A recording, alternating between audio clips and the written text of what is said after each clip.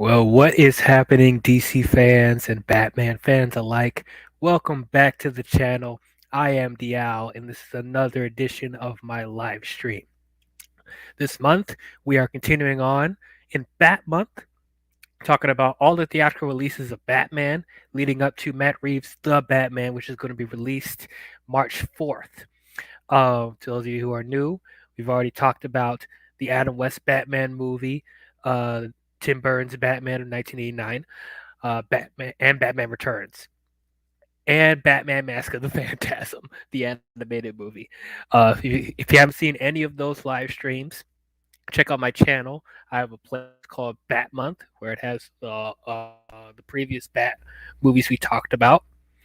But today we are continuing on talking about the first Batman movie of the Joel Schumacher era. We're finally getting to the Joel Schumacher era. We're going to be talking about Batman Forever. It came out in 1995, the year I was born, actually. And I am not alone. I have a special guest with me. First time on my channel, we have Phil. What is going on, man? What's up, man? I'm sorry, my mouth was so full. I'm eating a sandwich. It's all good. It's all good. Dude, I've been meaning to get on both the past streams you had for Batman 89 and Returns, but was in a hotel room the first week. The second week, my internet and shit wasn't set up. I'm really glad you're doing Forever because this was the first one I saw in theaters.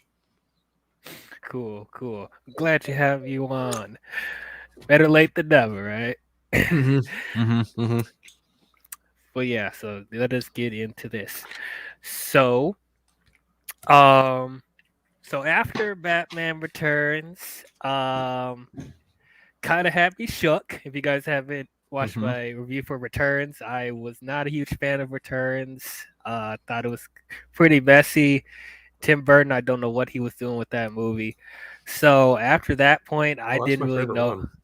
That's my favorite one. Batman Returns, that's my favorite one. Yeah, I know I'm in the minority on that. And it's like if everyone loves it, that's perfectly fine, you know. There are things in it that I do enjoy, but like overall I just felt it was kind of a mess. But going into this,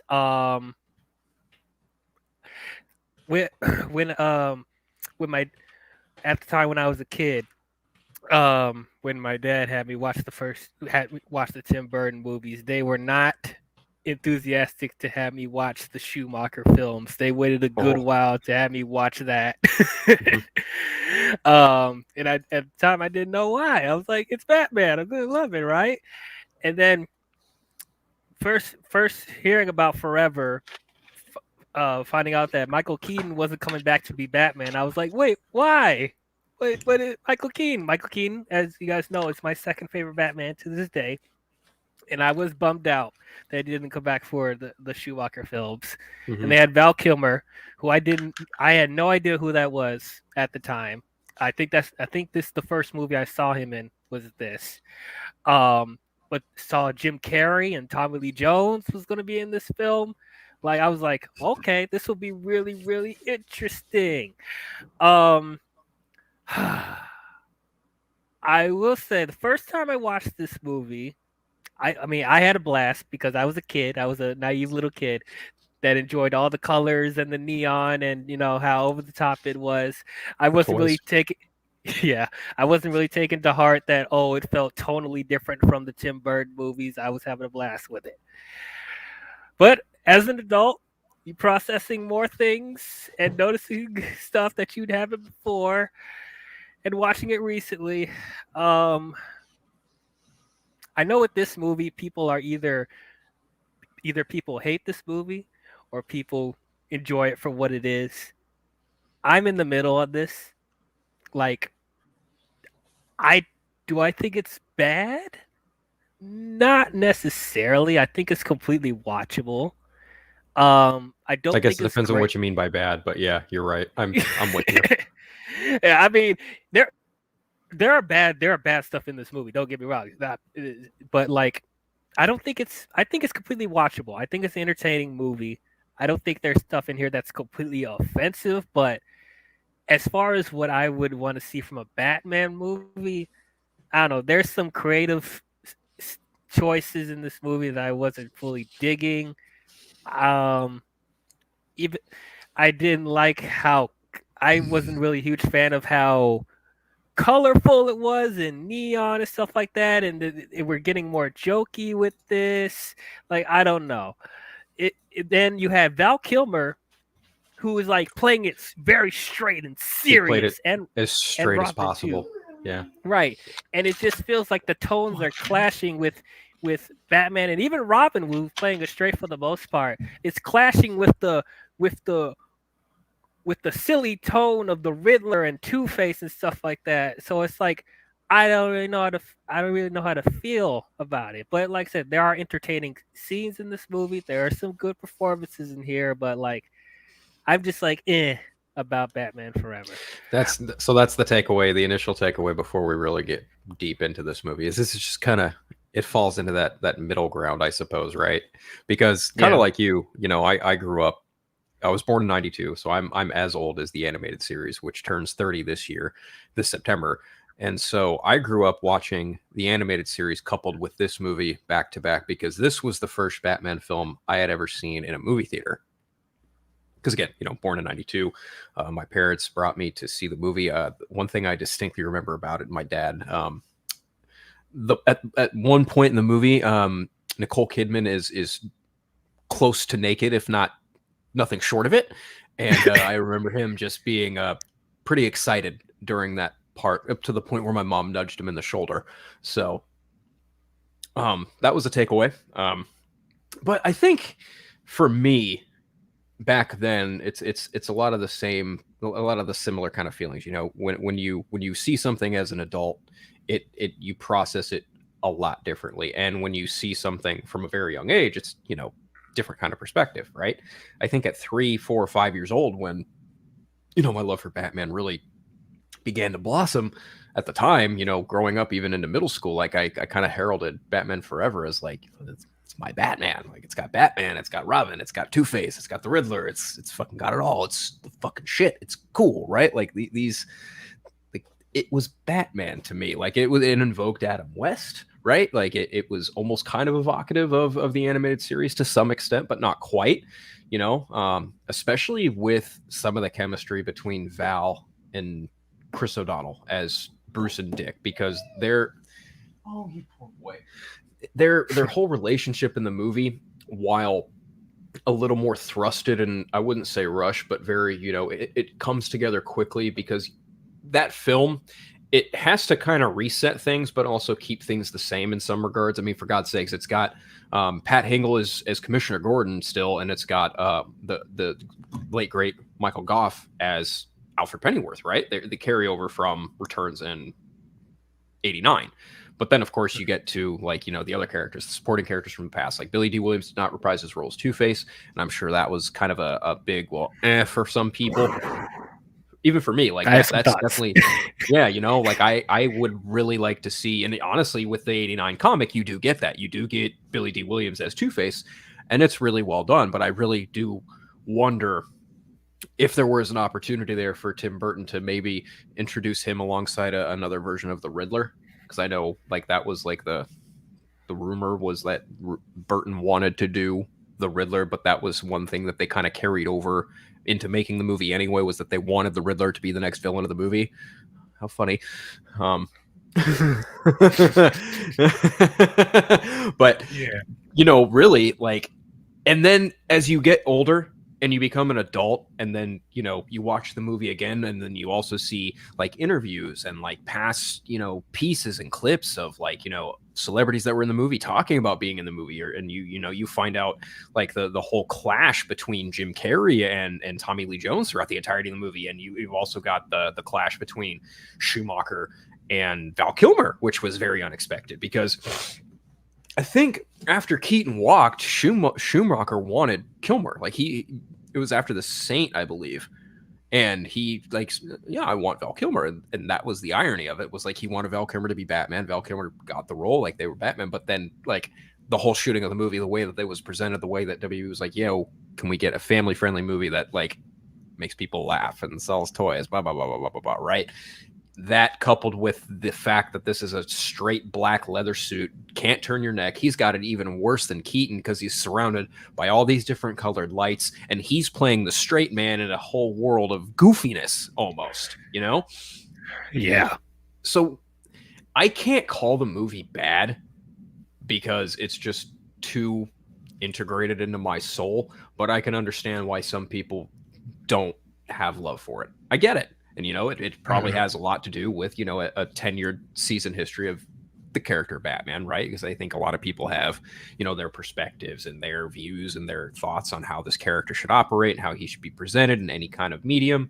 And so on and so forth. But I think on the whole, like this movie, it has its place in history. And I will stand my ground and die on this hill that this is more rewatchable than Batman and Robin. I can't stand Batman and Robin. Ooh, I wonder who said that this was less watchable. It was worse than Batman and Robin. I want to hear those people, first of all.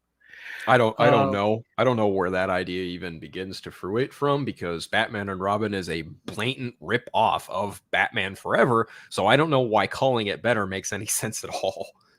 Yeah, I don't understand that. But you're going to talk about it next week, so that'll be interesting. Oh yeah. Oh boy, look at the comments. You do suck. It's still better than Batman and Robin. Yes, 100%. 100%. Okay, so since we already started talking about the tone and whatever, so coming off of Batman Returns, where, in my opinion, had some of the darkest elements of a Batman film, but also had some of the silliest tone of a Batman film. I saw research on did research on the movie, and apparently a lot of parents were like upset about this movie when they were trying to sell toys to Batman Returns, that because it was so dark and twisted and messed up that it was hard to market to people. So that's why for this movie they went a complete 180 and be like, let's be more family friendly, let's be more bright and colorful, whatever. So let's introduce Robin. Which, hey, I'm all for a Robin. Seriously, I am. Like, the idea of a Robin in a movie is, it started in this movie. Well, okay, it started in Batman 66, but from a modern context, it's here. It's in Batman and Robin. And to his credit, Chris O'Donnell, while looking, clearly older than a college student, still, I thought he played the role of, college student Dick Grayson very appropriate. See, in that suit, people give that suit so much shit, and I'm just like, I don't hate it. It might have nipples on it, but I don't hate it. It's very Tim Drake 1994, but I'll take what I can get. I love this suit. I love it. I mean, outside the nipples, but like, dude, that's one of the best Robin suits I've seen on live action, pretty much. Yeah, it's great, and I do agree with you. I thought Chris O'Donnell's Robin was really good in this movie. Yeah, he was. Yeah, you could tell he's like in his late 20s, early 30s playing this role, but it's like I still felt like he encapsulated the character for the most part, and I really did like the dynamic that he had with Bruce throughout the movie. Trying to be his ward, and like he wants to become a crime fighter as well. And then Batman's like, no, I'm not doing that. Like, I did like that. But he wanted to kill Two-Face. That was the whole drive. He wanted to kill Two-Face as well. Robin's, whole idea was like it's in the books and in the animated series, notoriously Robin's parents were killed by Tony Zuko, but here they swapped it with Two-Face, which understandable. That's like the equivocal of what Burton did with the Joker and Batman's parents. Exactly. So, but yeah, really, really good. Yeah, I didn't mind the change of Two-Face killing Robin's parents. I thought it worked well. It worked fine in the context of the movie. Our kind of day. Oh boy, I have. There are some moments in his performance where you can see that he's actually putting in the effort, and then throughout the majority of the movie, he's just fucking hamming it up. Yeah, but before we get to the villains, we gotta talk about Val Kilmer's Batman. Yeah, man, as I said, I was going in this like with a little bit of bias because I wished Michael Keaton did come back because I loved him as Batman, but I gotta say Val Kilmer did a really good job as Batman and Bruce Wayne, like man, and I'm glad that he still decided to play it straight outside of all the silliness. I think he's one of the few people that helped grounded the movie. Um, and it didn't feel like he was lost in the shuffle because I felt like in Returns, like his Batman was like barely in the movie because they're doing so much development with the Penguin and Catwoman. But I felt there was a good balance of development with him and Robin and the Riddler. I think those are the main three that got like actual like development in the movie. But like I thought there was a good balance with that. Um and we didn't and actually I don't know. I guess the chemistry with Bruce and Chase was fine. It was fine, I guess. Mm-hmm. But yeah, overall I thought he was really good. I really like his suit too. Like I said, outside the Yeah. nipples, I did really like his suit. Um yeah, it was a little more leathery and a little more anatomically correct than what we usually get. But I didn't even realize because this suit does look like it's more. He was able to move a little bit more than Michael Keaton's, but apparently not. He had a worse time in this Yeah. suit than Michael Keaton did. So they could have fooled me because he looks like he's able to move a little bit more in this suit. But yeah, consider the fact that he had to work off of all the bright neon colors or whatever and stuff like that. It's just yeah. I think this suit's also the only one that really features the bat symbol in the same kind of logo color as the 89 logo, as, you know, the initial Batman logo. Like, even just looking Mhm, at this costume, nipples aside, whatever, like, it was mhm. really well done for the most part. Me personally, I prefer the other suit at the end of the movie, the sonar suit that he uses to stop the Riddler. I like that one. That Oh one, yeah, the yeah. I think, prototype. yeah, this one looks pretty badass, in my opinion. And I had a lot of toys based off of this design. Mm. Yeah, I'm starting to warm up a little bit more to this suit. Like I'm starting to kind of like it more.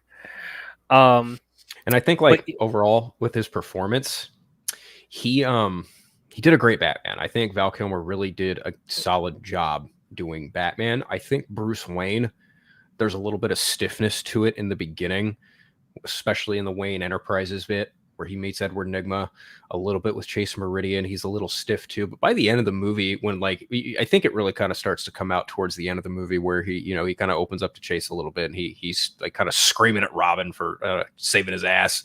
It feels like as the shooting went on, because I think Val even mentioned this, like, you know, things got progressively more difficult. But you could also see the vigor and the anger kind of protrude through not only the performance, but like through him. So I feel like that also kind of leaned into how not only, you know, you can kind of see just based on that performance, like how the shooting went, but just how it kind of informs the growth of Batman throughout this movie. But I'm also just very curious to see the Schumacher cut, the alleged Schumacher cut that has never seen the light of day, but people keep saying that, you know, it's for sure a thing. But it's like, well, if it's a thing, where is it? yeah, I mean, I am curious to see this Schumacher cut to see if if it is any Because better. you got to figure, like, there's got to be some darker stuff there with Bruce Wayne. Hmm. It's like Joe Schumacher. People don't know this. Joe Schumacher has done dark movies Mm-hmm. before. Like he's Number not just 23, light and happy. Yeah, exactly. He's Lost Boys capable as of well. doing it. Hmm. Yeah, it's just the studio just told him we want a family friendly movie, and they gave it to him. Um, but yeah, I definitely agree with that. Um, okay, so Nicole Kidman as Dr. Chase Meridian. Uh, uh, You mean eye candy, seductive lead actress? I don't even know what you want to call this. This is just, there was a type of role in the 90s and she fit that role for this movie. Does that make sense? yeah, I guess. Man, she was nothing but a thirst trap in this movie. And She was. it's kind of disappointing because like her character has the potential to be interesting, because she's a psychiatrist and stuff like that, we could have got some really interesting scenes between her and Bruce of her trying to get into his psyche and stuff like that, you know? But like, no, she's just fetishizing Batman. You know, she To wants to Bruce get in Wayne. bed. Yeah, she wants Right. to get in bed with Batman. That's her most of her motivation in this movie. I gotta Which question that too. Huh? Go ahead. which is so interesting because beginning of the movie when they're at or towards the beginning of the movie they're when they're at the circus hurrah, right? And Bruce asks her, I want to go club you want to go climbing sometime? She goes, oh, I love climbing, but I've met someone, right? Then towards the end of the movie, Batman meets her, and then she's like, I'm in love with and he just turns around and smiles, and it's just like, why are you doing you two should just be open with each other and this would go a lot smoother. But hey, I didn't write it. But it was definitely kind of like, it was just like it kind of jumbled in a way. Yeah, I'm like, so.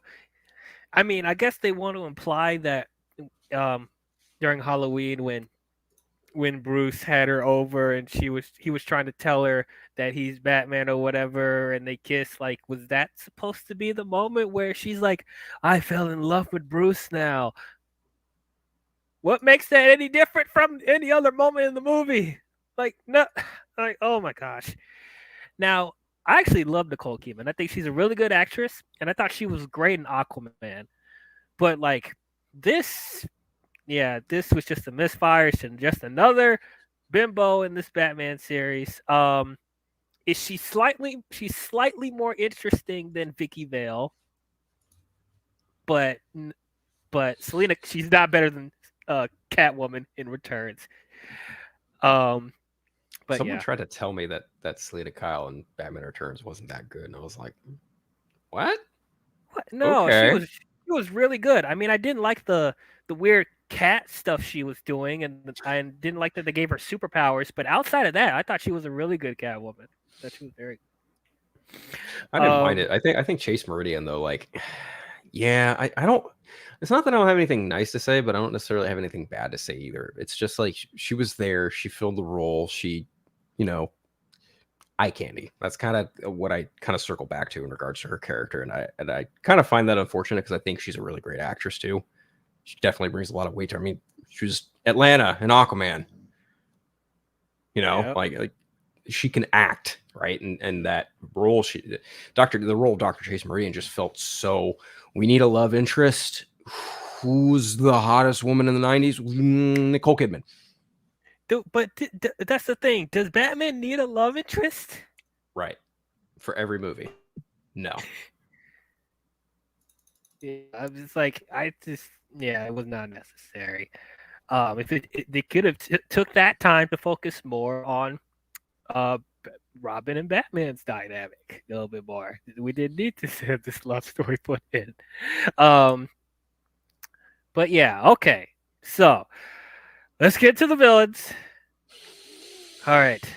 I'll start with Tommy Lee Jones as Two-Face. Well, that's a good picture. Yeah, very nice. Um, okay, so let me start this by saying this. Two-Face is one of my favorite Batman villains. One of my favorites.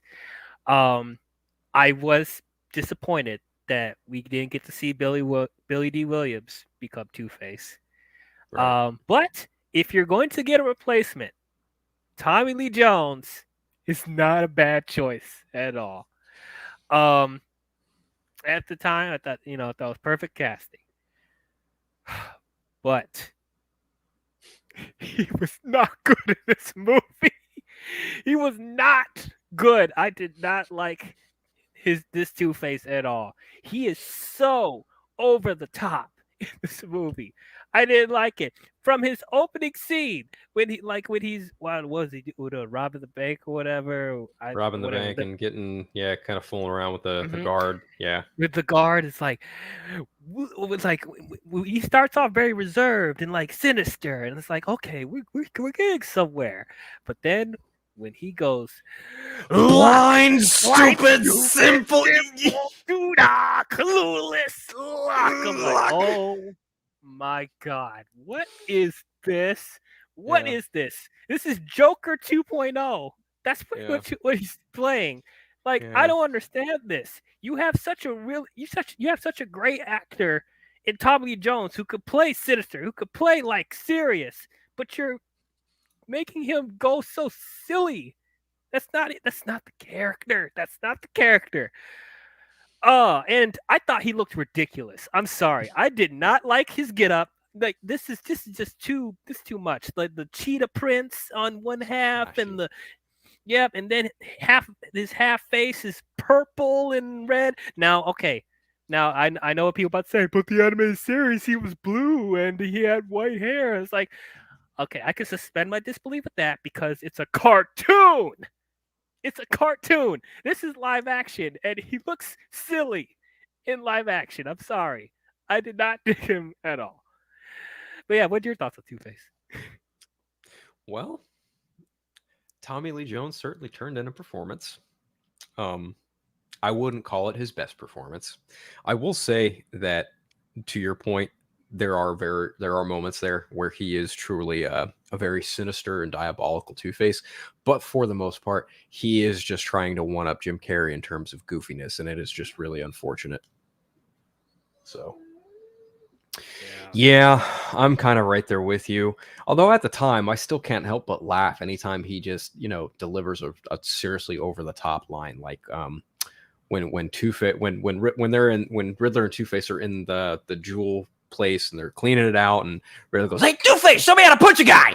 And Tommy Lee, he just it's just pretty straight face. He's just like, that's quite simple, my boy. Back and yeah, I'm like, okay, that's not bad. And then Riddler just kind of has to one up him a little bit and be like, "Okay, let me try." Mm-hmm. It's like they're both trying really hard to be kind of jokery. I'm gonna let my dog out. He's having a freaking out real quick. I'll be right back. Okay, that's fine. But yeah, man, it's like, and there was other moments that I thought he was capturing more of the essence of Two-Face, like when Riddler breaks into his hideout and like he's giving this deal of being like, I'll help you find out who Batman is if you help me rob these banks or whatever. And then Two-Face is like, you broke into my lair. You broke into the hideout. For that, we should crush your bones into dust. So we're gonna flip this coin. It's like heads we accept, and tails we blow your damn head off. I'm like, okay, that's Two-Face. That's good. But like, yeah, when he's doing the let's start this party with a bang, and I'm like, oh my gosh, tone it down, please. Oh, one other thing that he does in this movie that I hated, because this goes completely against his character. When they break into Bruce's mansion, and like and Two-Face's goons are like ransacking the place. And like he's sitting around flipping the coin to decide whether or not he should shoot Bruce, and like he keeps flipping the coin and it keeps going the heads. So he constantly is flipping the coin. He deliberately does it until they get tails. Yeah. So it's like, but okay, if you want, it seems like you want to shoot him, so just shoot him. Like he lives by that coin because it's all about chance and stuff like that. If it goes to heads, he won't do it. So it's like, why would you constantly just flip the coin and be like, oh dang it, oh let me try this time? You just didn't just shoot him. Oh my god, I hated that. I hated that so much. It shows me they don't understand the character. And the weird thing is, like, he shot him, it grazes his head, right? Oh yeah. And it's like, did you point up? Like, you wanted to shoot him, you pointed, like, plot armor. It's yeah. I'm just plot armor. That's kind of where I'm at with it. And then like to really drive the point home, he gets all giddy and then he kind of walks up to him and then points the gun at him, and Riddler goes, "Don't kill him, because if you do, you won't learn nothing." And it's like, And then he just goes with it. It's like, ha! in the dumbest fucking laugh imaginable, too. Like, Yeah, bruh. and it's like, what the fuck? This Two-Face is probably one of the most bipolar characters I have ever seen in a film. And, oh my god. And that's, again, you know, that you could all easily chalk that up to, you know, some dipshit executive being like, no, it can't be, you know, he can't have dissociative identity disorder. He can't do anything. Just make him fucking crazy and then make him fucking cool. That's kind of what happened. Except yeah, you know what? Those things. Yeah. So I was thinking that's probably what happens because, like, since they wanted to make this more family friendly, they can't really get into like the. You can't do what Aaron Eckhart did. You can't do that. No, you can't do that because it's too dark. No, you can't sell toys to kids. Like, Jesus. You know, let's talk about his little mistresses, the Drew Barrymore and whoever the fuck else was in that movie. Yeah. God bless me, but damn, that I liked them because they in turn just kind of became the henchwomen of the two. Yeah. And even like when Riddler kind of broke into their hideout and stuck the thing on their heads, it was kind of funny. And they showed Looney Tunes cartoons of their personality because it's a Warner Brothers movie. Yes. Warner Brothers. Gotta love them. All right. Yeah, I don't either. I used to. Yeah. I used to get really happy when I would see that logo. Like, no shit. Because when you saw a WB logo, be it animation, be it movie, be it fucking cartoon, whatever, you knew at some point you were going to get something quality. Because for me, the Chuck Lorre Looney Tunes stuff or the Chuck Jones Looney Tunes stuff never missed. It was fantastic. The Batman animated series, again, you see the Warner logo turn into a blimp. And now we get, well, other things. Yeah, there was a time where Warner Brothers was like the second biggest studio ever behind Disney. And putting out even better quality than Disney. It's at certain points. Like their animation and Disney's animation was rivaling, if not Warner was trouncing Disney in animation. Yep. Like people always talk about how Warner's DC animation just absolutely clowns Marvel animation no matter what. Like, yeah, Marvel Studios, now that they've kind of got the capability to dive into animation, and their first outing was What If, which wasn't bad, wasn't great, doesn't hold a candle to anything DC animation has done in the last 30 years. I'm sorry. And I love a lot of the Marvel stuff, I do, but even a lot of their animated stuff is very like, ooh, that needed another go, or needed a bigger budget, or needed something else.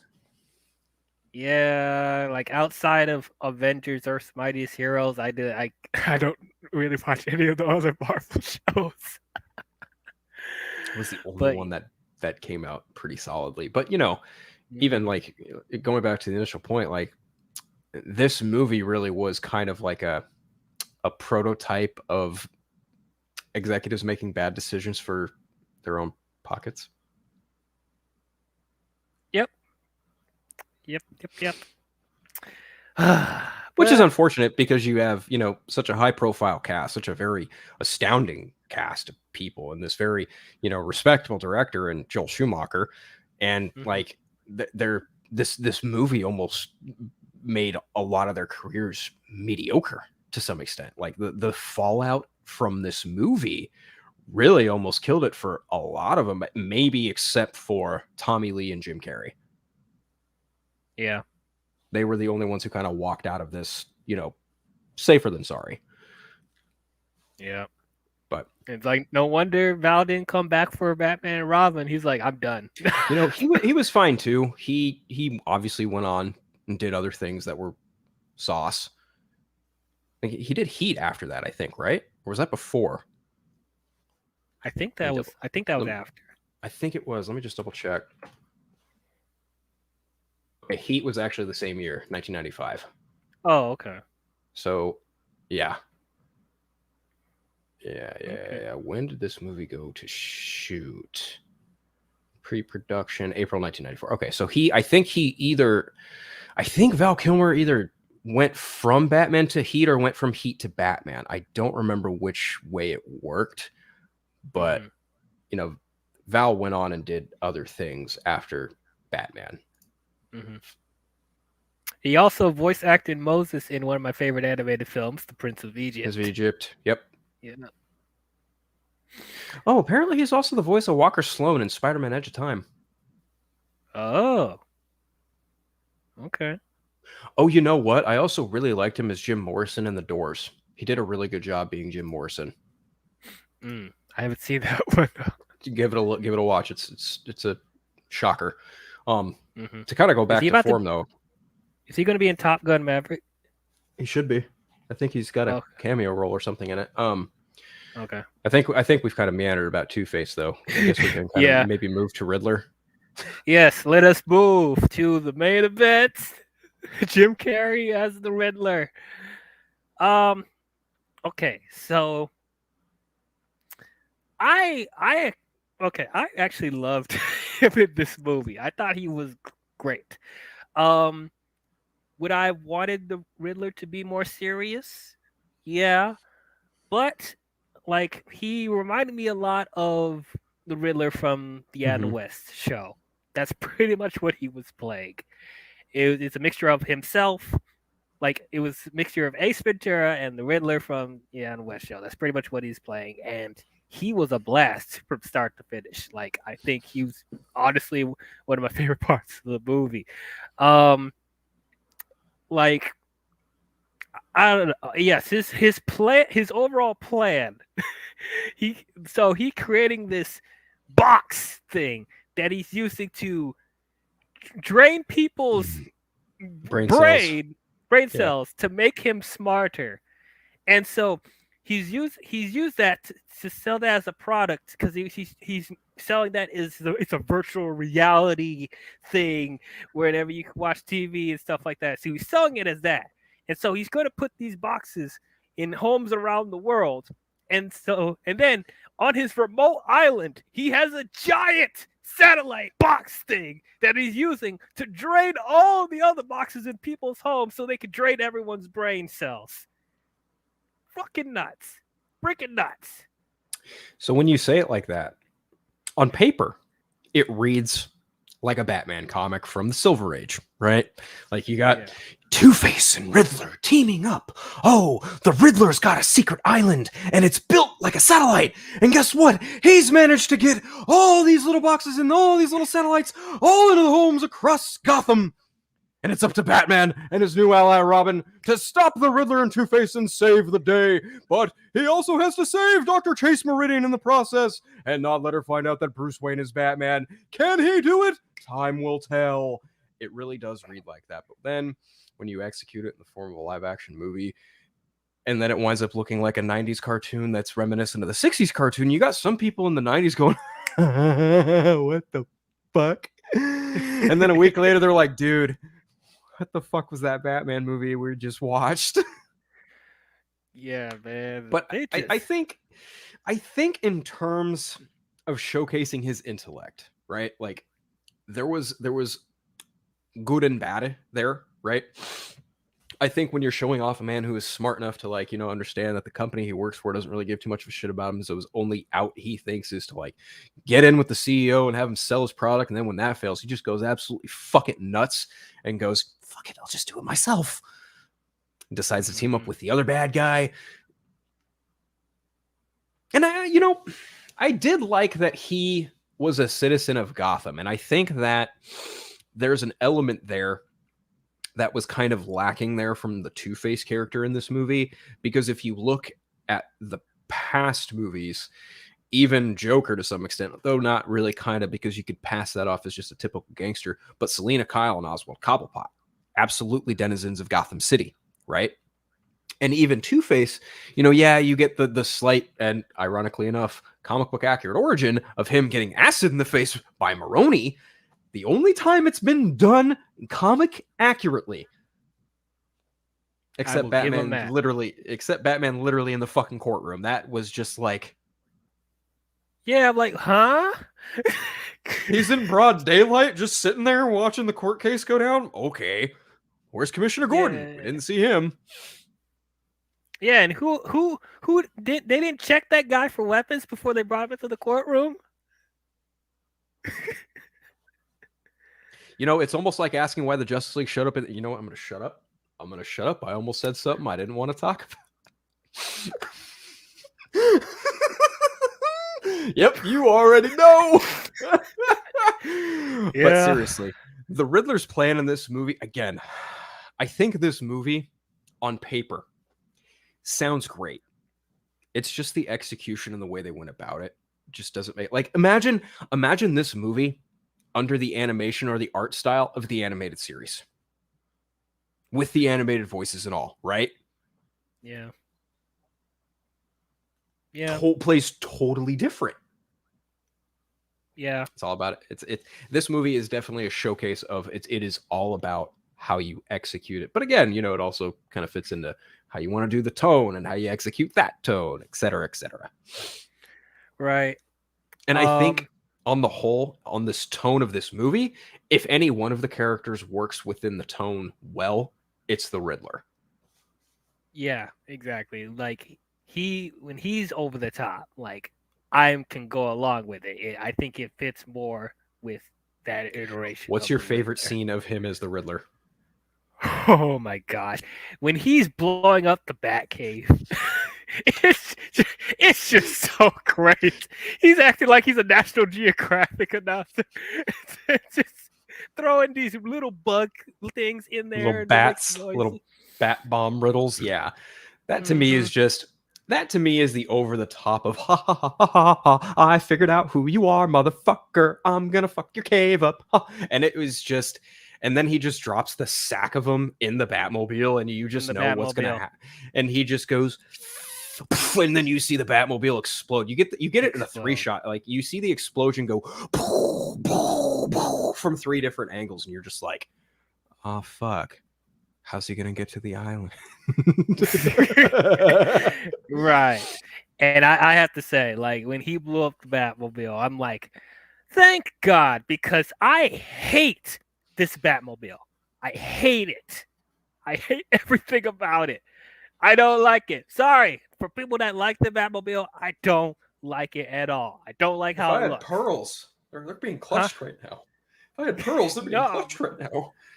I'm sorry, bro, dude. This looks like a glowing spiked up dildo. That's what it looks like.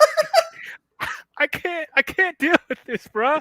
I don't like the colors in the front. I don't like that it's neon colors in the engine. I don't like the wheels have a glowing bat symbol, whatever. You're supposed to be discreet. Like, no, I hate it. I'm sorry. I love it. I love the toy. I used to have the 3-piece toy because it would turn into, you know, it had the initial centerpiece and there were 2 like bottom pieces, and then there were detachable wings that you could add to it, because essentially, you know, if you take it apart, it would essentially, the one center, you know, cockpit piece would be like equivocal to the bat sub that he had towards the end of the movie. Then, you know, you add the wings, or you could like take one bottom piece and have it be the bat boat, and then have also another bottom piece that turned it into the Batmobile. So I thought it was like the coolest shit ever. But that Batmobile specifically, I like it more than the one in Batman 89 and Returns. You didn't say that.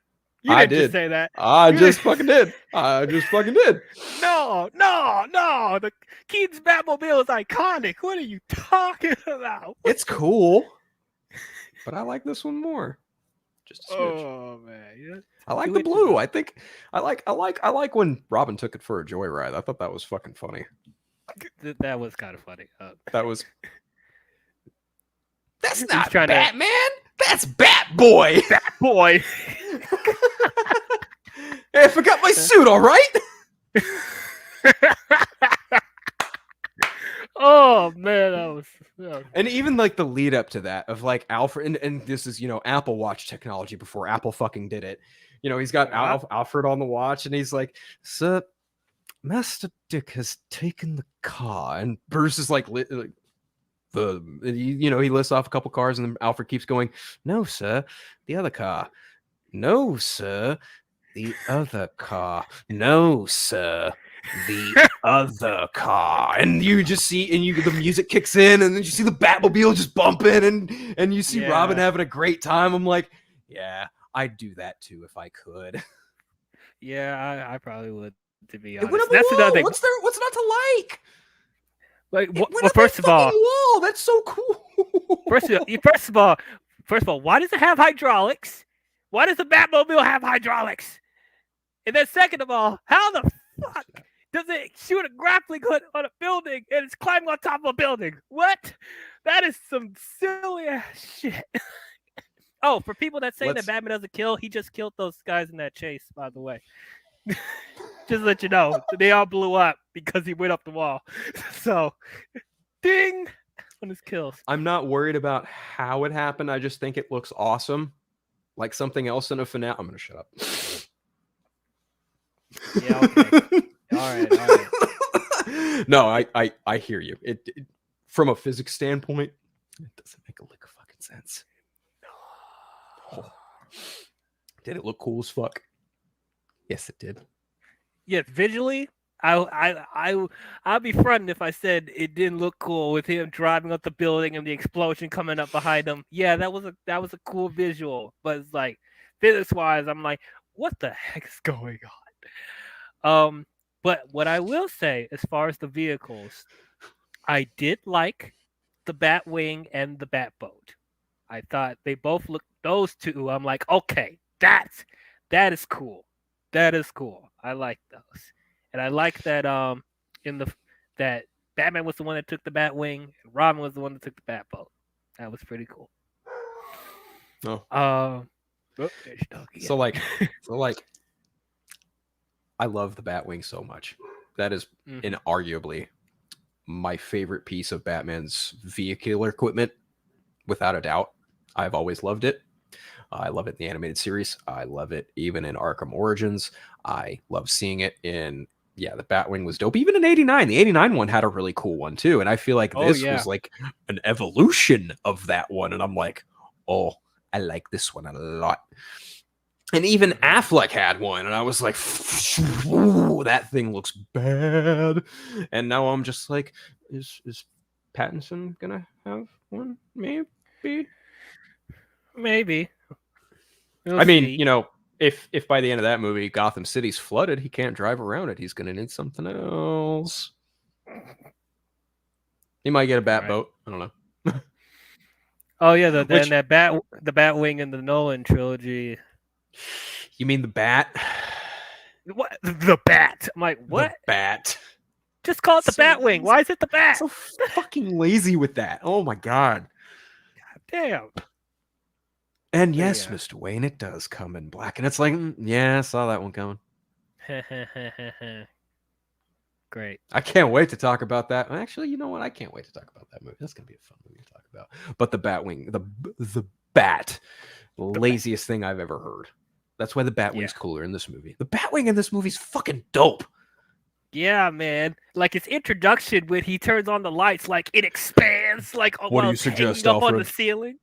By sea or by air? Oh man, that was so cool. That's so man, cool. even that little exchange of like, you know, when he consults Alfred, he's got the sonar suit on, and then Robin comes in out of nowhere. He's like, why not both? And it's like you get that scene between the two of them, and they're like, and Batman's like, tell him like Two-Face is gonna be there. And then Robin like kind of reiterates what Bruce told him earlier, like, man's gotta go his own way, right? Yeah. And he says, you know, friend told me that, not a friend, a partner.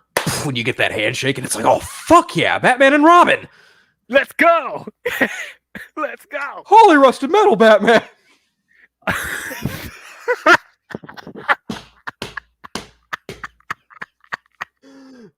Huh? The ground is full of holes, you know. Holy. Oh. What the? I like that line. That was so. I still like that line.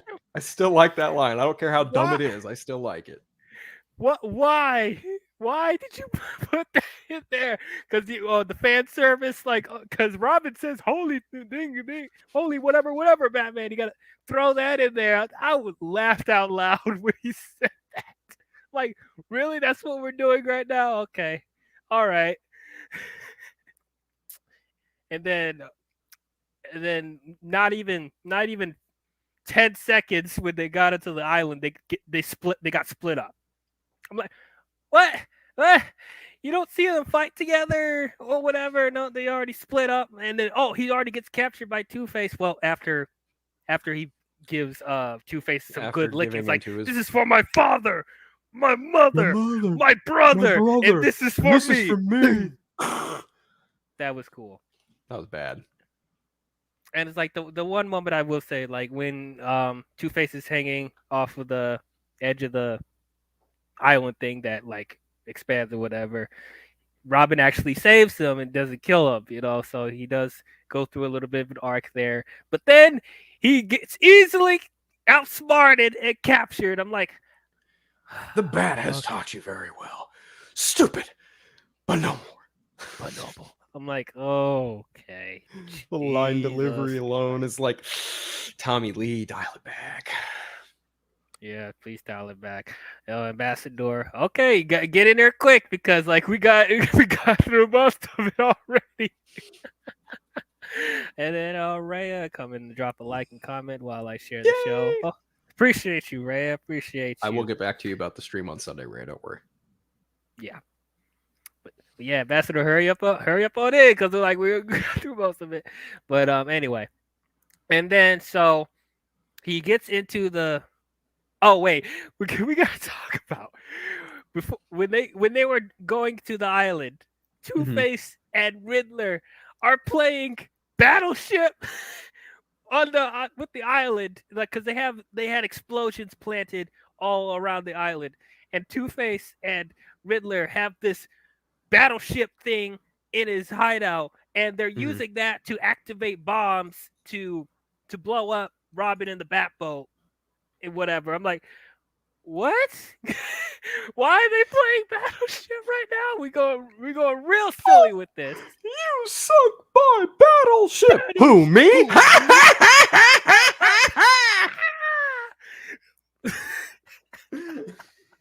What in the world?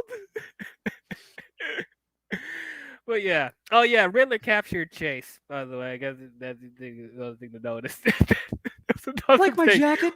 Keeps me safe when I'm jogging at night. Batman will. Batman, you say? Coming for you. Coming for you. I'm counting on it. Jesus Christ. He is a riot.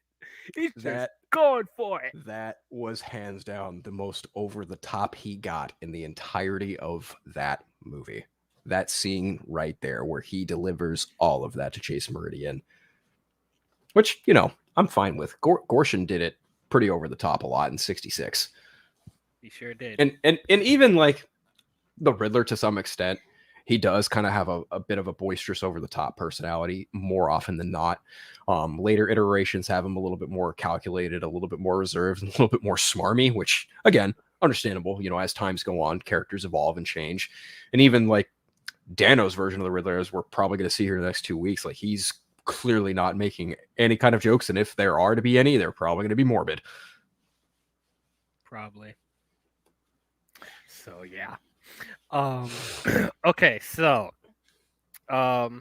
Two-Face captures Robin, and then Batman infiltrates the lair. And then when he gets in there, he's got everything in his suit already for the situation. I don't know how, but he does. Yes, even though this is a prototype suit, but okay, very convenient. But yeah, the Riddler in the sparkly Riddler suit with his hair did up in the red. I'm like, wow, okay, this is just nice. Riddle me this, riddle me that. that. Who's afraid of the big black bat? But yeah, No more tricks, Edward. All right, let's get real. It's me So, and me. I'm like, oh my gosh, Oh man. Jesus Christ.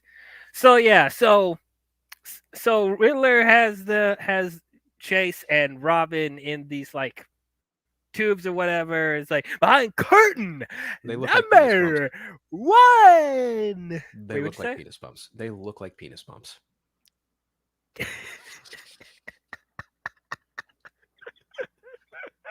it kind of looks like something out of an Austin Powers movie. I'm not gonna lie. I mean, you're not wrong. You're not wrong. But yeah, so he has Batman choose between Chase and Robin of who's going to die. Um, and then like Batman doesn't choose, and then Wait, Batman's I have a riddle like, for "Wait, you. riddle for you. Really? Tell me." He's like, "I see without seeing. To To me, darkness is as darkness is as clear as daylight." What am I? Please, you're as blind as a bat. Exactly. Yeah. And then his radar stuff comes on, and then he throws a batarang at the ceiling chandelier thing that I guess hold all the power of his drain cell. Which to me, if you The pay brain close cell enough drainage. attention to that scene where where his eyes turn into literal like targets, it's like that had to have been like a reshoot that was inserted. That's really kind of what it feels like, because the behind the scene is blue still, right? And you just see his eyes just, and it's just super quick. So it just really feels like it was a quick insertion, but you know, I don't know. Yeah, especially because like there was another shot where you see him throw the batarang and the sonar eyes weren't there. Right. And Exactly. this is right before the sonar eyes activated. So yeah, that was weird. But yeah, so he throws the batarang at the chandelier thing, and then freaking Riddler melts and whatever, just like He loses his power. Bummer. And then he drops Chase and Robin, and then Batman manages to save them in time, of course. And then Two-Face, out of nowhere, Somehow, just be like, "Yeah, He's just somehow at the bottom there. Don't know how right." that How happened. did you climb down somewhere? What? Okay, you know it's a leaning down a watery grave. Okay, whatever. So he's pointing the gun at him, and then Batman's like, "Aren't you forgetting something? Your coin. You're of two minds of everything." And then Two-Face is like, "Yes, of course you're right, Bruce. Thank you for always being there. You've always been a good friend." And then he pulls out the other coins like a dick. Wait a minute. You had a bunch of coins in your belt, ready to throw? At any given Like, point in time, knowing full well this guy used to be your friend. right. But yeah, he just throws a bunch of coins like a dick, and then he makes Two-Face fall down into the watery grave. Okay, so second time he killed this movie. Just want to point that out.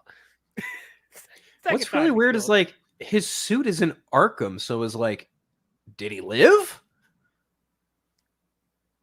Because it's in his suit's in Arkham in Batman and Robin, so it's like, well, if he fell and there was like Rocky and spikes and rocks and shit, if he survived, he must have spent a hell of a time in the hospital then. Yeah. Oh, and wasn't the Joker's outfit in there as well? I don't know. I'd have to go back and look. I know for sure Mr. Freeze, Two-Face, and Riddler's outfit were in there in the locker room before Bane just breaks in. Which Bane. Sorry. I had to watch that movie on New Year's Eve for a drunken commentary track. It's still kind of fresh in my mind, despite the fact that I got drunk watching it. Man, the movie is fresh in my mind, and I haven't watched it in like about 3 years. So, man, because I think because I watched it so many times as a kid, and it's like so I know almost every moment in that movie, unfortunately. But yeah, we'll get to that next week. But I think we covered everything. Anything else you want to bring up before we close it out? I think it's unfortunate that people kind of make fun of this movie, but at the same time, I can kind of understand it because there's a level of clownery that goes on that just you can't turn away from. But you know, on the whole, I think for me, it has a place in my heart, especially has a place in like my Batman mythology. if that bugs anyone, sorry. Not really, but sorry. Yeah. And I think, for you know, me, you mentioned earlier Two-Face was your favorite villain, one of your favorite villains. The yeah. Riddler's mine. The Riddler is one of mine, and I'm just happy at the fact that he's now going to be in 2 Batman movies. So Mhm. excited Yeah. about So that. yeah. So I'm just still gonna be waiting for them to do Two-Face justice. And then same thing with Mr. Freeze. Urgh! But yeah, still waiting Keep for them to get good adaptations. But I'm keeping my fingers crossed that Reeves is going to do Mr. Freeze for the sequel. So oh, I hope so. That would make me so happy. But yeah, overall, you're doing this in lead up to the Batman, right? yes. Kind of, sort of. Yeah, Yeah. that's cool. Yeah. Mm-hmm. But yeah, so overall, I do think this movie is fine. It's fine. Um, there's some entertaining set pieces. There's some really good. There's some good performances in here. Um, Jim Carrey, I thought was so good as the Riddler. He was so over the top. But it was very entertaining to watch. Um, I thought Val Kilmer's Batman was really good. I thought Chris O'Donnell as Robin was really good as well. Didn't like Two Face. Didn't like Tommy Lee Jones as his character. I mean, didn't have a problem with his casting. I just didn't like how he was written. Dr. Chase Marini. Oh, hold on, we got another guest. While we're about to close it out, we have Ambassador. We have Ambassador. What's going on? It would be nice if you put notifications out on Twitter, DL. Jeez. Yeah, I know. I already got the scolding from Ram, so I will try and do that. Good. I'll You try to do should that in the be. future. You knew how Okay. much I wanted to talk about this movie. I know. You are But failure as a geek. I know. I'm a disappointment to all. Yes, But you anyway. But please, you have the floor. My all-time favorite Batman movie, and you leave me out. Wait a minute. You're This is gonna your make all-time favorite Batman movie? It's up there. This your- Yes, it's up there. It's in my top 10. Well, actually, top 5. So yes. Okay, interesting. All right, give us your thoughts. Give us your rundown. Well, let's see. Batman Forever. It's number 4 of my top 5 Batman movies of all time, which of course Batman 89, and then Batman Begins, then Dark Knight, then of course Batman Forever, and then Dark Knight Rises. So that's my top 5.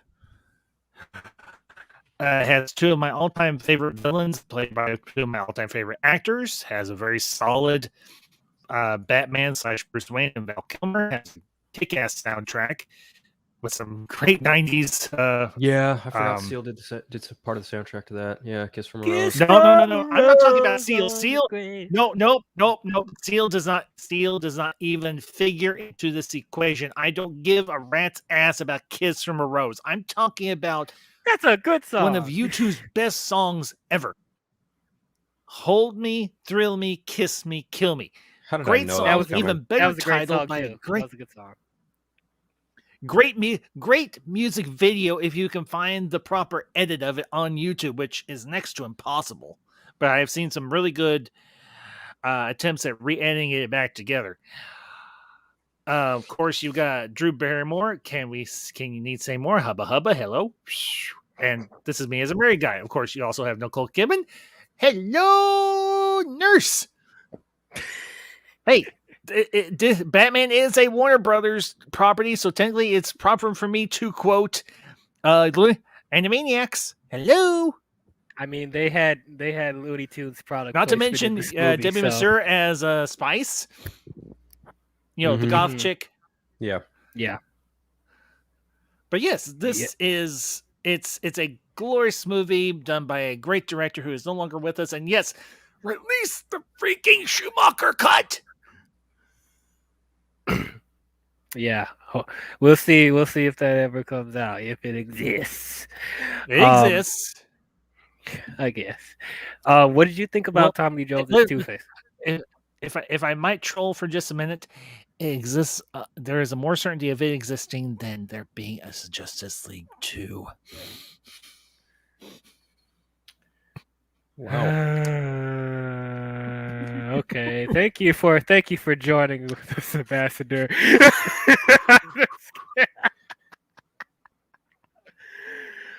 Just kidding. Wow, I troll for 2 seconds. I get removed from your stream. Wow. Way to show impartiality, DL.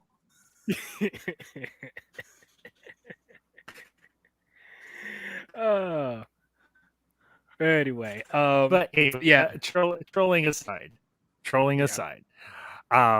yes, the Tommy Lee Jones is Two-Face. Yes, I know it was a race swap from a race swap, but you know what? He was great in this. Jim Carrey as the Riddler, he captured that over the top vibe that was very prominent with the Adam West iteration of the character. Them diving into Bruce's psyche for me was I honestly think diving into the psyche of not just Batman, but also of Dick Grayson, played by Chris O'Donnell, and also of the two main villains. Aside from the Joker, I think them digging into Riddler's psychotic brain, and yes, he is psychotic, was a great move. I mean, not only did we get a quick step for his origin, but I think it's a very good adaptation of the Riddler's origin, Edward Nygma. Granted, they did change it from it being him working for a rival company and it being a rival corporation and a corporate head to being directly under Wayne Enterprises, which didn't necessarily bother me, but across the board, I think they did a very good job digging into the whole psychological aspects of the character, which is what any good Batman movie should do. For sure. Okay. Did you care about the nipples on the bat suit? It did. Honestly, it didn't bother me at the time, and it still doesn't bother me now. I mean, it's a minor detail. I care less about the bat nipples than I do the bat credit card. Ooh, the bat credit That makes card. me twitch. That makes me twitch with geeker rage. Bat credit card? A bat credit card? No. Just no. No. That for me is a more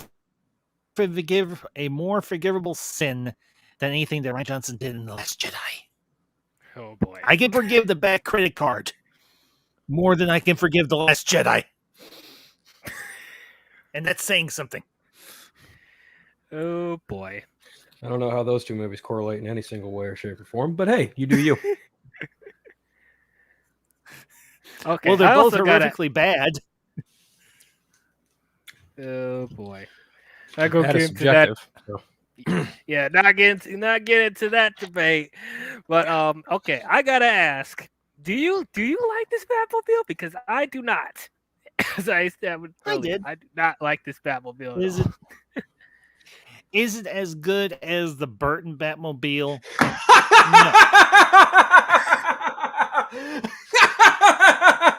It's funny you mentioned that. It's okay.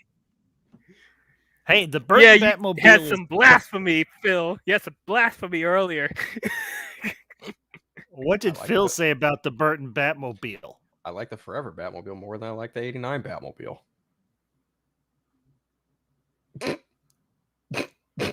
Silence is golden, that's for sure. It's okay if you're mad. If I was on camera, you would see my face turning 50 shades of red. See mine? I don't care.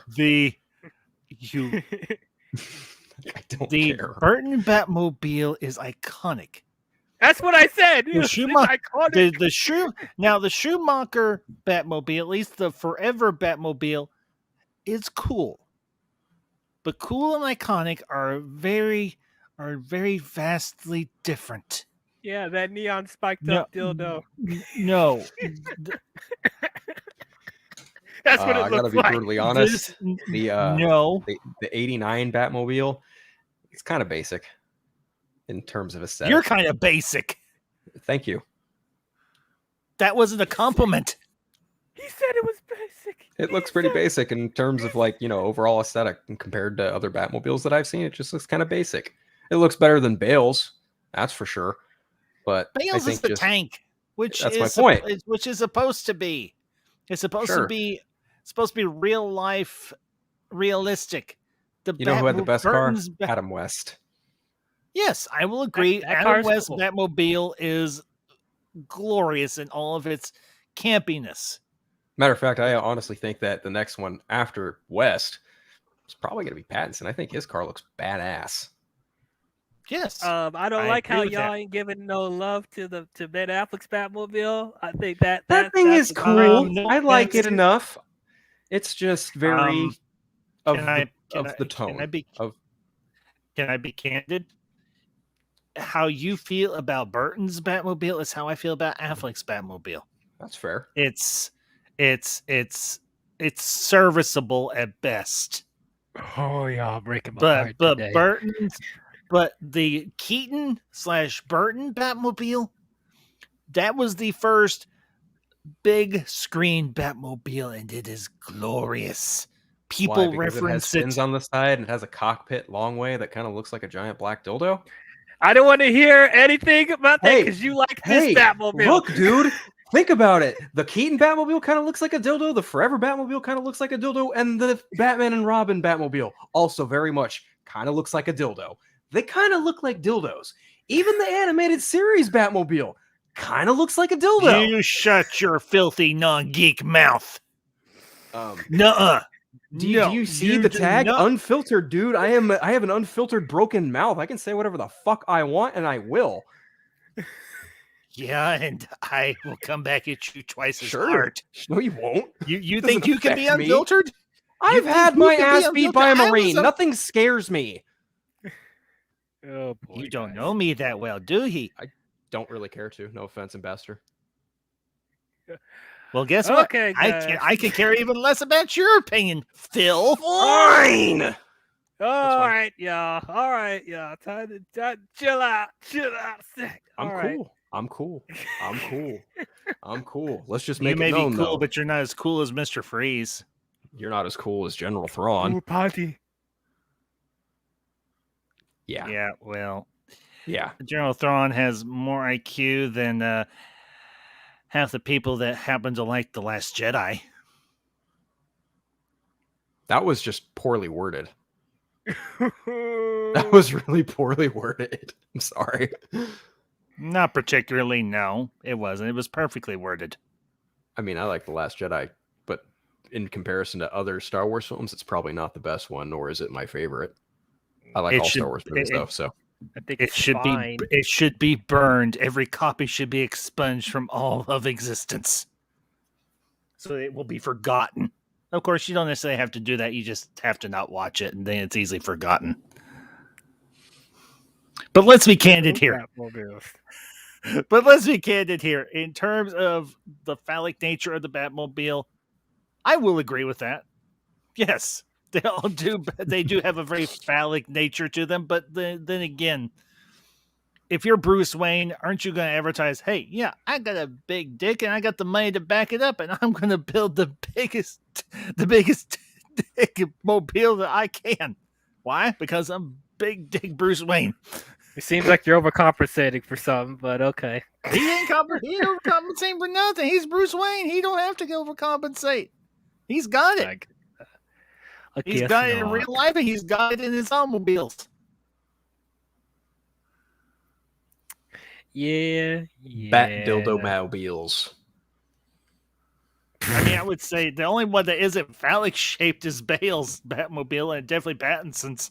Yeah. Well, Pattinson's And- actually. And Affleck's. Yeah, Affleck No doesn't one look like a cares dildo about either. Ben Affleck's Batmobile. It's That's a average. goddamn should. lie. You should. That's a because damn it's lie. great. Okay. It's average. It is not average. It is above average. It is No. cool. The Nope. Keaton Batmobile is average, sir. No, the Affleck Batmobile is most definitely average. The Keaton Batmobile is most definitely not average. Keaton Batmobile is about as average as the average Marvel movie. Ooh. And your opinion in terms of Marvel? It Dude, you were needs a cutting in and out there. grappling I hook. didn't- It needs a grappling hook to turn a corner. A very tight corner, which would be theoretically appropriate considering the length of the vehicle and the tightness of the corner. He had to shoot his line, man. Let him do it. Of course, Mickey Vale was around. Who wouldn't want to shoot their line around her? I mean, I think we all can agree at least that objectively the best Batmobile is the one in Arkham Knight. I am totally joking on that, by the way. I mean, it's I don't even. obviously Batman and Robin's Batmobile. I hated Batman and Robin's Batmobile. The thing looked like Me too. a seizure waiting to happen. You know, it was just even more basic than the Keaton one. It had a single cockpit, 2, wing flaps, and again, single cockpit Batmobile, that's kind of lame. I have to agree. And he's not covered. It's just open. It's just Yeah, open for yeah. him. Why? Right? Why? I'll at least give the Keaton Mobile credit. It has another seat in it. Cool. And it also has Yeah. armored mode. Armor Has a mode. what? Armor mode. Big fucking deal. It turns into an even bigger dildo. Hey, at least it protected itself. Even Oh, though really? That's why the Penguins crew was able to get into it, right? that was fucking stupid. No, Yes, it no. was. You don't get to fucking go back on it now because I proved it right. That's right. No. It No, was I fucking- even no. talked about this. No, I even talked about this in the Batman Return stream. That was stupid. How the circus gang is just able to break his security system like that. How do they even have a blueprint of the Batmobile hanging in their hideout? Where did they get that from? God, Lucius Fox. there is no Lucius Fox in this universe. No, there is a Lucius Fox, and there should be. I'm hoping there's a Lucius Fox in the Pattonverse. I don't think there will be. I think everything's going to be done by Batman himself in the Batman movie. In the Batman, I don't think Lucius Fox is going to show up. Although I will say, Morgan Freeman as Lucius Fox, he was badass. Of course, it's Morgan was- Freeman. That was impeccable casting. That's now up there in terms of Gary Oldman Gordon. You're gonna have a real tough time trying to recast that role. I mean, hey, Although Jeffrey Wright is I Yes. think going to do a fantastic job as Gordon. yes, Especially agree. following the suit that Gary Oldman put in, right? And to me, Yes. when you do that with Gordon, you kind of have to do the same deal with Lucius Fox. You can't. I don't know that you can do what Morgan Freeman did and then feasibly try and top that. You really need someone with some real gravitas and presence to come in and do Lucius Fox, especially yes. after Morgan Freeman. So Yeah, and that's gonna be hard to Yeah. top because who you gonna get? Okay, I'll just toss a name out there. Y'all disagree? That's fine. They ain't gonna hurt my feelings, son. If they were gonna bring in Lucius Fox, why not Mads Mikkelsen? no, You don't think so? Not as Lucius Well- Fox. no. Okay, He's supposed to be black. Yeah, that's true. I was they- thinking. Well, they Danny did race Glover. swap Gordon, so why couldn't they race swap? If they can race swap Gordon, why can't they race swap Lucius Fox? because that's just not a good idea. I'll just put it to you that way. That's just not a good idea. Trying to think. What would be a good? Danny Glover. No, No, he he's wasn't too the old. first. He wasn't the first person I thought of. I'm looking it up right now. It's the person I had in mind was fuck, where is he?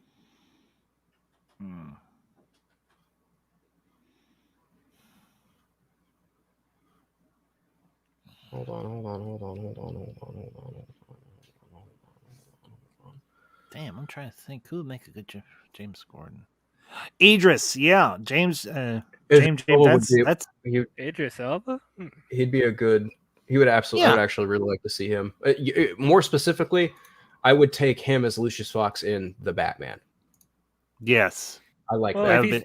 I would like. Yeah, I would totally. I could totally go for that. I mean, of course, if he wasn't in the DCU already, maybe. Yeah. Of course, did you all hear the? I hope this actually does happen, but they're talking about for the trilogy in either the second or third movie, they're going to have Mr. Freeze. Yeah. By the way, the actor I had in mind for Lucius Fox, Ron Cephas Jones. Who? Ron Cephas Jones. That name doesn't honestly sound familiar. Who has he been?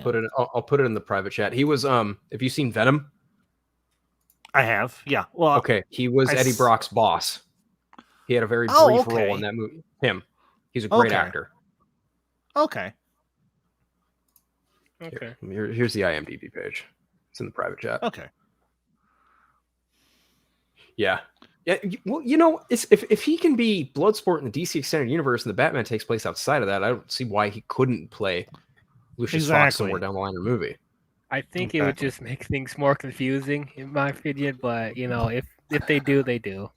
I mean, they're already going to bring in Michael Keaton's Batman and kind of exit out Batfleck. So honestly, makes no honest, sense. I said this last time I was on. I don't care about the Flash movie. I'm not even gonna bother going to see it. Hell, I haven't even. It's like not even so much for me as like I don't care so much as like the discourse around it is making me care less. If that makes any sense, because Phil, it's a tough movie to talk about, right? Because things that happen with this movie almost echo things that happened with another movie that happened 4 or 5 years ago, and now, with a merger on the rise with Warner and Discovery, and if that, people are rumors and theorizing that reshoots could happen if Discovery takes over and mandates the blah blah blah blah, and it's just like I don't fucking care. I'll be honest with you. I haven't even finished Peacemaker. I have just, don't get me wrong, DL. I love talking about the Batman movies with you, and I'll be with you until you finish this up and everything. But as far as DC goes, I have just I've kind of checked out. I mean, I understand that. For me, you and a lot of other people. Yeah, for me, and go ahead, Dale. Go ahead. Oh, it's okay. For me, I want to support as much DC content as I can, especially with the movies, because at the end of the day, whether we get Snyder's stuff or not, like I just want good DC films, and I'm getting what I want, kind of that I'm getting that these DC characters that aren't Batman and Superman are getting their own movies finally. So I want to support them, I want to support Black Adam. I want to support The Flash, Aquaman, Shazam, all that stuff. But of course, there's always going to be that, that cloud looming overhead being like Warner Brothers is under some shady shit right now. And it seems like they don't know what they're doing as far as how to structure DC. Seems like everything's all over the place. Well, it's just like even their whole persona and the way they hold themselves and the way they've just been superbly dismissive of that fan base. And then they try and rally them out as toxic after they gave everything they wanted from that initial movie. And then it's like you see it as the massive success that you wanted in 2017, and yet you're choosing not to capitalize on it. That's going to garner bad faith no matter what way you look at it, right? So another, like they're sitting on things like the Ayer cut. They're sitting on stuff like they've been sitting on the Schumacher cut for Batman Forever for fucking 25 years, or probably longer than that, right? Like it's astonishing to me. That long? It's been longer. Wow. It's like we don't have a main Superman that's established, and then you're doing another Batman that's not even in the canon of your main DC universe. And you have you're bringing an old Batman from 20 plus years ago to be in the oh god. Now here's the double-edged sword with all that though.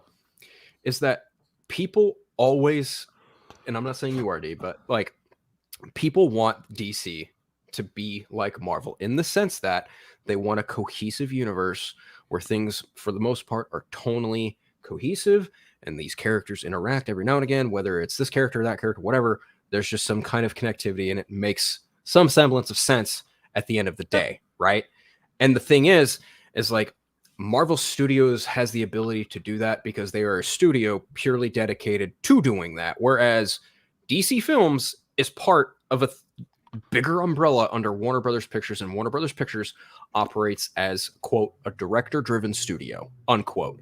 And to their credit, a multiverse model where they can tell stories that might not be interconnected can work out in their favor. Things like Joker, even Shazam to some smaller extent, things like the Batman. It's giving them the ability to to do their due diligence as the studio that they've been, but at that very same cost, when they decided we want to make a cohesive universe, they can't come to a conclusion on how that universe needs to be cohesive. They keep going back to the fucking drawing board every time something doesn't do the way... they keep going back to the drawing board anytime something doesn't perform the way they exactly want it to perform. And I think that's stupid. And people want to point the finger and say, oh, they shouldn't have hired Zack Snyder. Oh, they shouldn't have put Jeff Johns in charge. Oh, they shouldn't have put Walter Hamada in charge. Oh, Toby Emmerich's fucking everything up. It's like, yeah, no shit. That's all true. But at the same time, it's like they really should have just been like Marvel and stuck with their guns from the go with what Snyder wanted to do, because he was going to wrap his shit up in 2 more movies, and then they would have rebooted everything anyway and been free to do what they are doing now without the baggage and complaints and for velocity that they are receiving from these angry fans. Look, I'm not at all saying be vitriolic and be shitty to this company. I'm not saying constantly tag them and fucking berate them for their idiocy. Even though it's somewhat kind of funny, that doesn't mean it's a day job.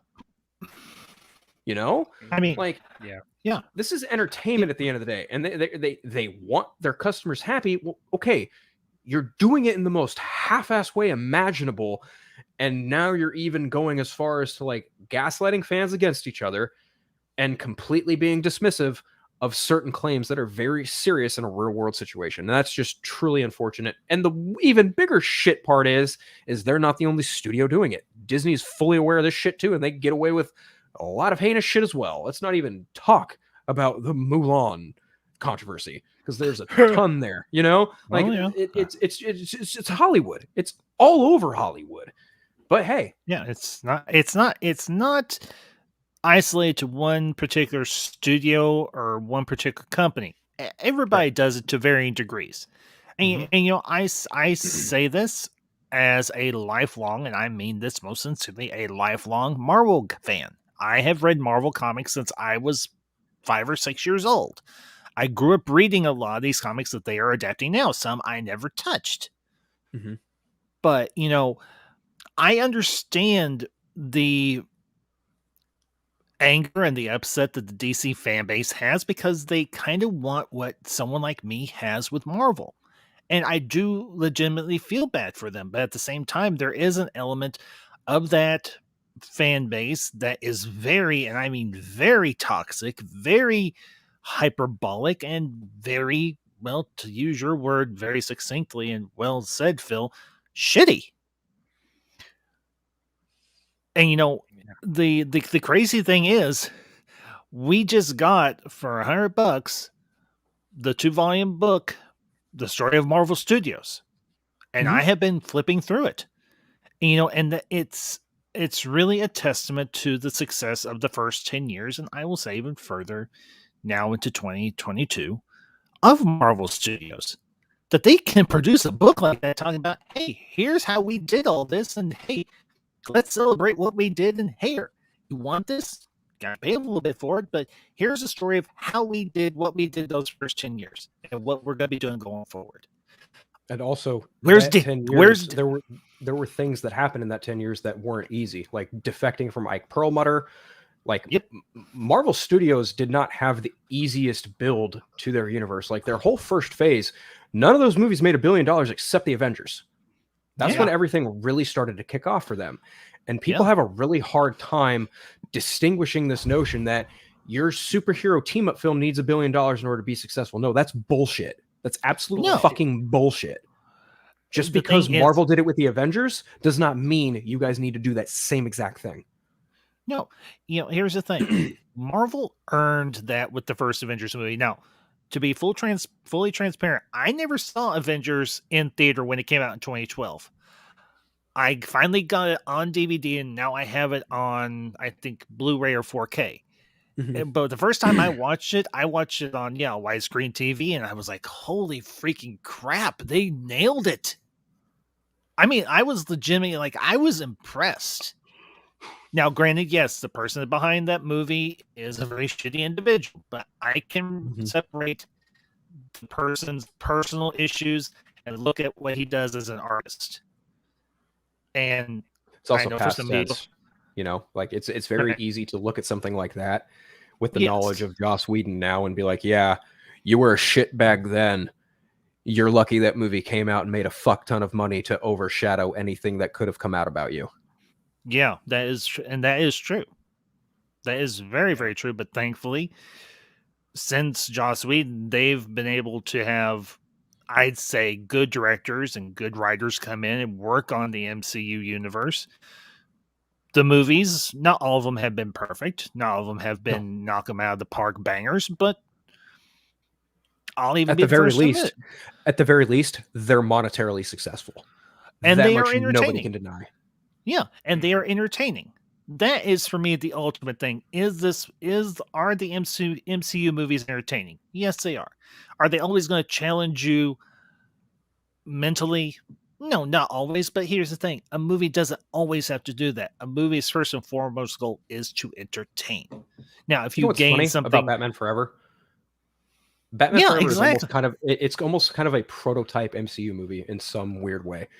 Yeah, You know what? I, You're not wrong. It's And- big and- flashy.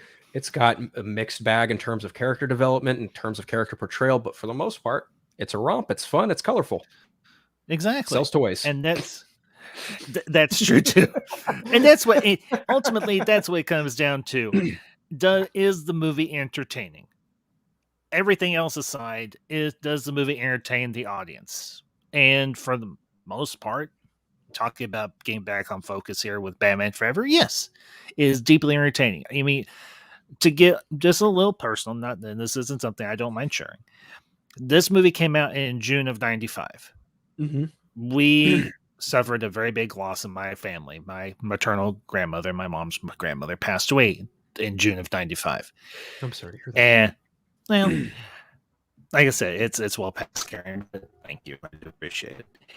And my uncle, my mom's brother, is like, you guys need to go out, you need to go do something, get your mind off of this. We heard about this movie, we heard about the movie. And I was like, hey, let's go see this. She's like, mom's like, okay.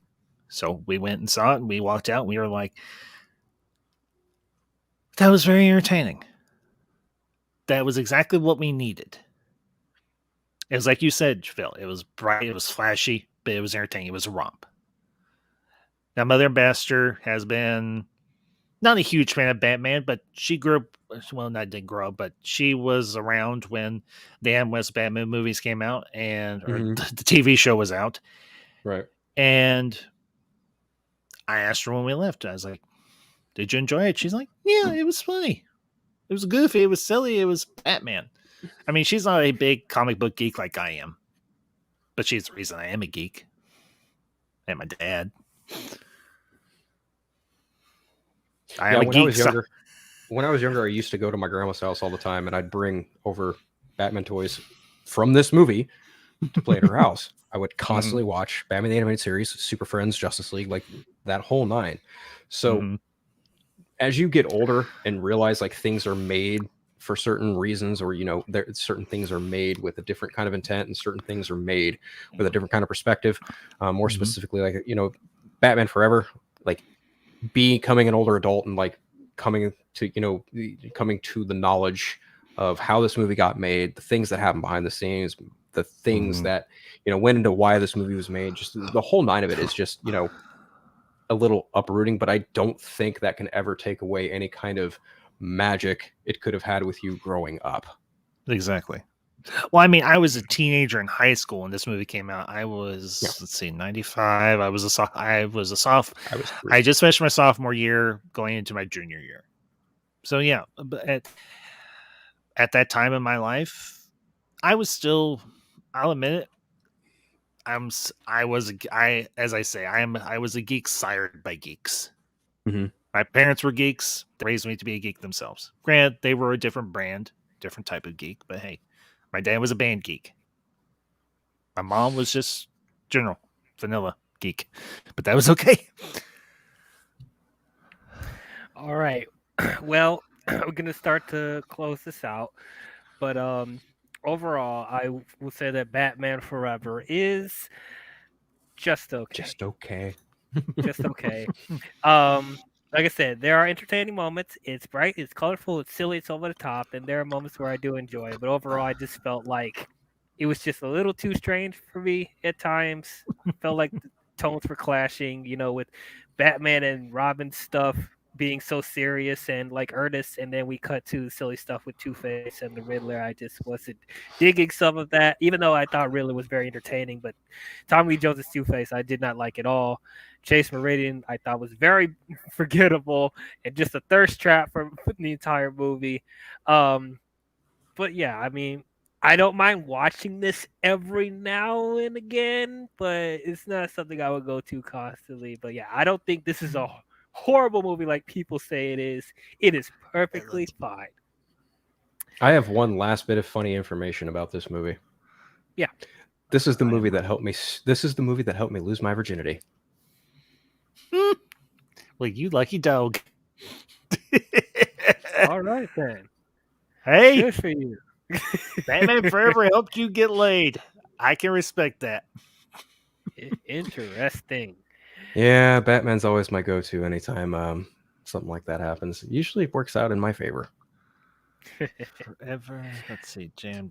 Which one do you like better, Forever or Returns? Oh, that's a tough one.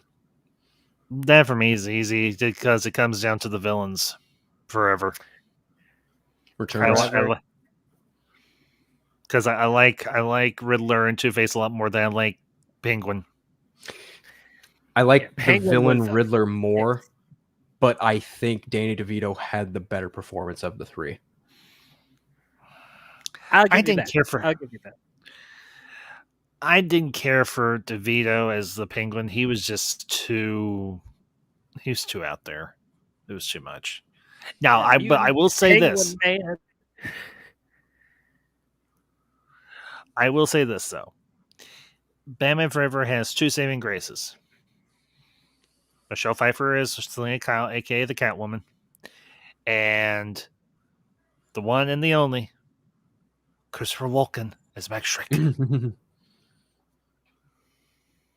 That for me is a saving grace.